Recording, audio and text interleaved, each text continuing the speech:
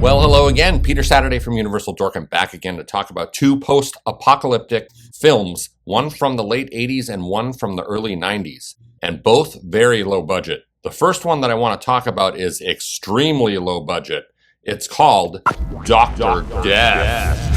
So yeah, take a closer look at Dr. Death there. This is the brand new release right here from Black Video, which is a Portland, Oregon-based VHS only label. And she puts out lots of really cool stuff that's basically been completely forgotten about. Usually it's kind of like backyard filmmaking type of stuff. This was right up my alley, and being from 1989, Dr. Death is a real treat. This is true backyard filmmaking from a teenage filmmaker named Webster Colcord. Apparently he went on to bigger and bolder things than Dr. Death. So he's worked on stuff with like Robert Zemeckis.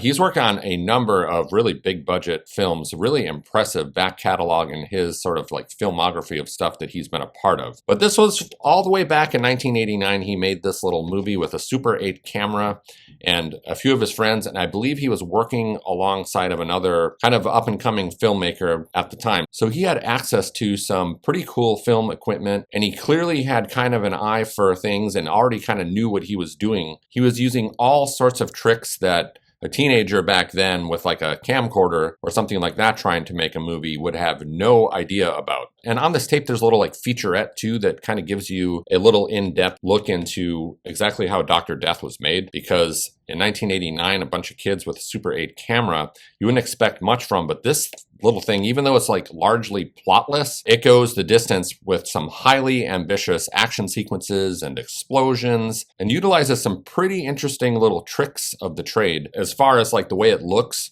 because it was filmed on Super 8, it looks pretty awesome. And of course, he had some other people helping him. He had another guy, I believe, that was older than him that was kind of helping him do like pyrotechnics and stuff like that. So essentially, we're following Dr. Death all around throughout this post-apocalyptic wasteland, which is like 2 miles radius from this kid's house where he was making all of the magic happen. And the character that he plays, Dr. Death, is sort of like just wreaking havoc all over the place. He's cruising around in a school bus, basically a 20-minute long special effects action extravaganza made by a teenager, like a sizzle reel of like all the best shit that you want to see. So you see like mutants in here and the mutant police chasing Dr. Death.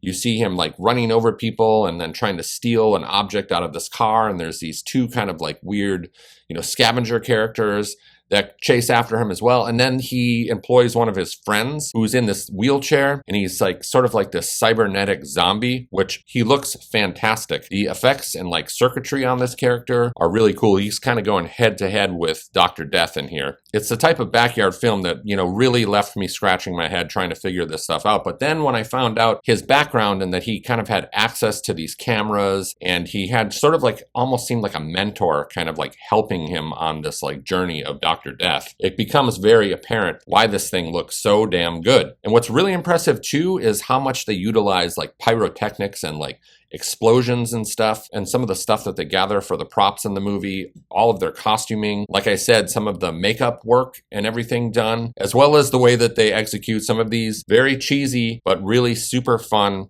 action sequences and effect sequences of this post-apocalyptic wasteland. Really fun little release here, Dr. Death. I just wanted to plug this thing.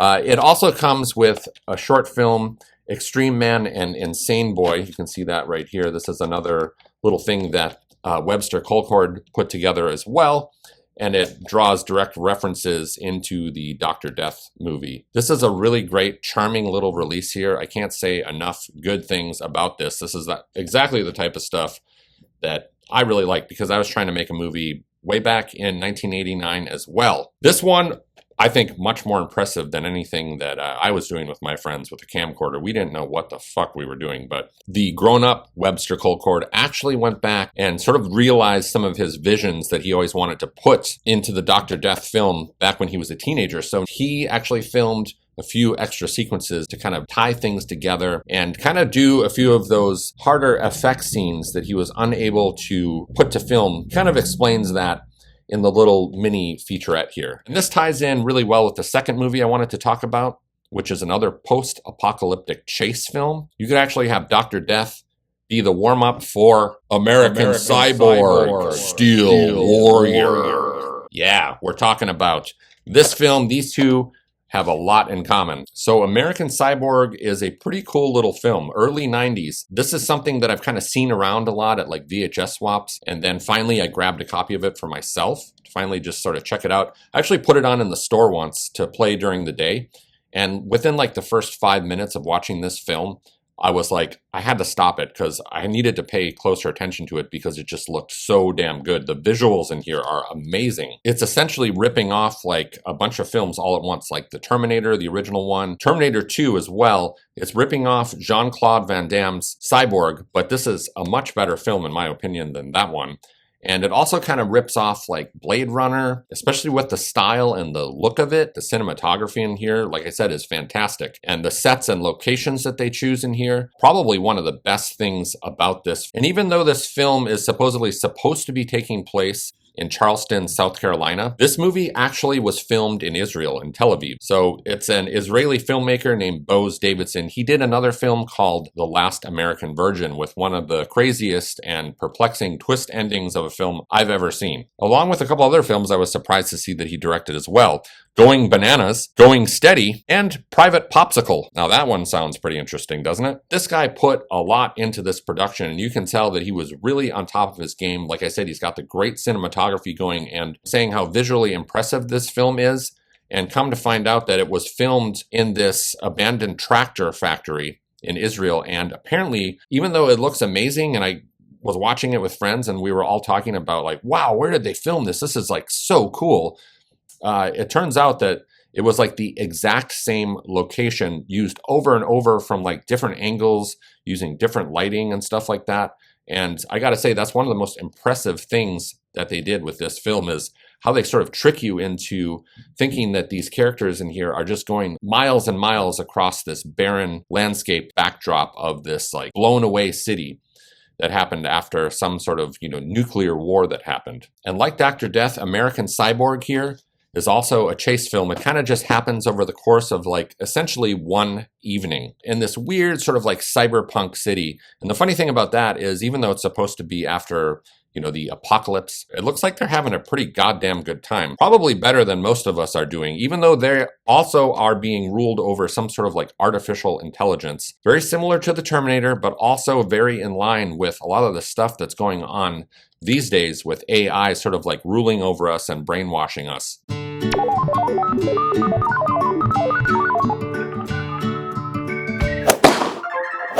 So American Cyborg, kind of ahead of its time, even though it's ripping off like 6 different films all at once. Another thing I want to say about this post-apocalyptic life that they're living here is that they all have access to some pretty fucking rad clothes. Like everyone here is dressed to the nines and like cool, like punky, sort of like gothy style, like black leather and all these like crazy punky accessories that they're all wearing. So, they're not running around really in like rags. They all look really cool. Apparently they must have discovered some sort of like underground bunker of like a 1980s Hot Topic or something, and just everyone raided it. Especially this guy Joe Lara, who's just kind of like existing as this kind of brunette version of like Fabio here. Just to simplify things, why don't I just read you the synopsis of this thing's plot right off the back here of this nifty VHS.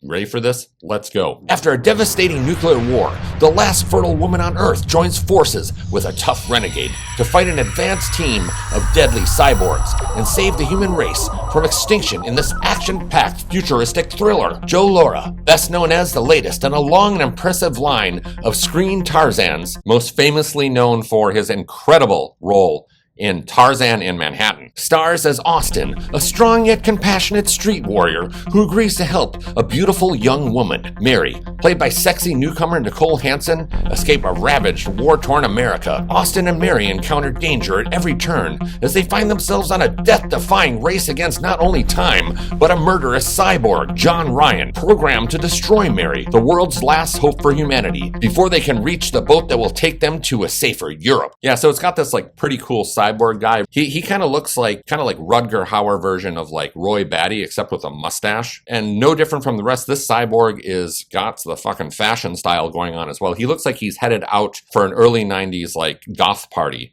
and he's probably going to be the coolest person there. He gets injured quite a bit in this film, and this motherfucker just keeps coming. I mean, this guy, I think this cyborg in here is one of the most dedicated cyborgs I've seen to going after his prey and hunting people down. I think that this guy in this film, the cyborg, needs to give it a rest. He kind of gets to be a little bit annoying after a while too. You're like, oh my God, him again? Come on. So this like handsome, hunky Joe Lara teams up with this beautiful woman named Mary. And apparently they're trying to give us some sort of like biblical references here as well. It's not like an overtly like Christian movie or like Catholic film, but the main girl who's on the run, her name's Mary, and she's carrying around her baby, which they grew in a fucking test tube.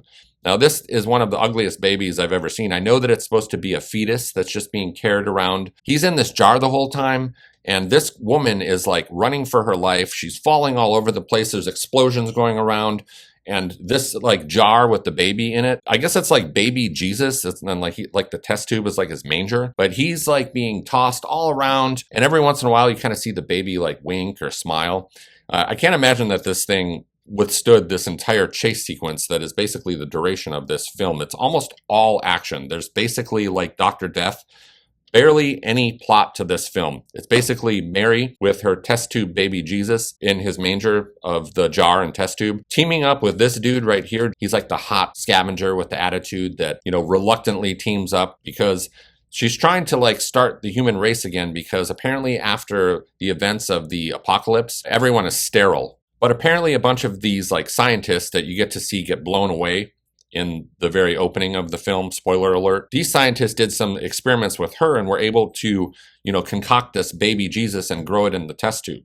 So she's trying to save this thing and kind of like save the human race. This is like a low-rent, brainless version of Children of Men. Now the cyborg here, even though he's really dangerous and we get to see him fuck all sorts of people up, I mean, this is a goddamn high body count in American Cyborg.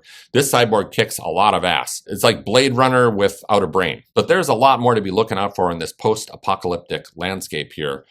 This cyborg is clearly the #1 threat, but there's also like this sexual predator, this woman named Carp, who causes some problems here as well. She's a really stupid character. There's also a gang of like gay sex punk guys that are like dressed in like bondage gear that are causing a lot of problems as well. Those guys are pretty rad. And there is a gang of really rad mutants in here, cannibalistic mutants called the Leeches. So you get to see them face a bunch of different threats. So this film is just basically a ton of fun, nonstop action going on here. Highly recommend tracking down American Cyborg. Now, this is one of the last 3 releases. This is a Canon film, VHS here. They were just at the end of their run. This is one of the last 3.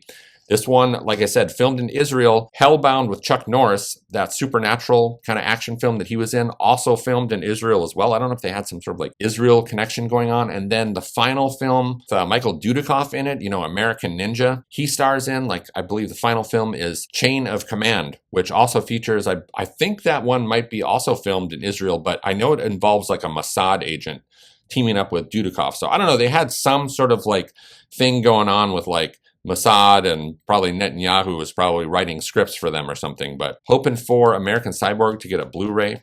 And of course, Dr. Death, you should pick up a copy of that from Black Video. 2 really great post-apocalyptic films, both with cyborgs and mutants, and one giant chase in both films. Thanks for tuning in, and I will see you next time.